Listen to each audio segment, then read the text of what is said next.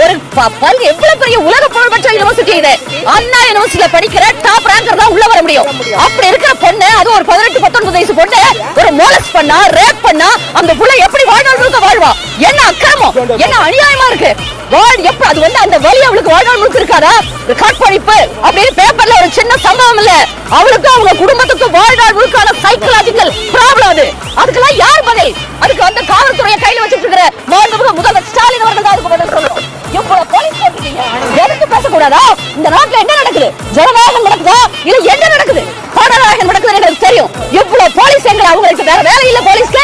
இத்தனை பேரு நாங்க என்ன பண்ணிட்டோம்? ப்ரொடெஸ்ட் பண்றோம்னு அடக்க பாக்குறீங்களே, ஆனா பாதுகாப்பு கொடுக்க தெரியலையா உங்களுக்கு? உங்க கூட்டத்துக்கு பண்றதுக்கு தான், சேவை செய்யறதுக்கு தான் காவல்துறைக்கு டைம் இருக்கும் போல இருக்கு. என்ன அக்கிரமம்! ராஜினாமா செய். திமுக அரசு ஸ்டாலின் ராஜினாமா செய்யுங்க, ராஜினாமா செய்யுங்க, ராஜினாமா செய்யணும்.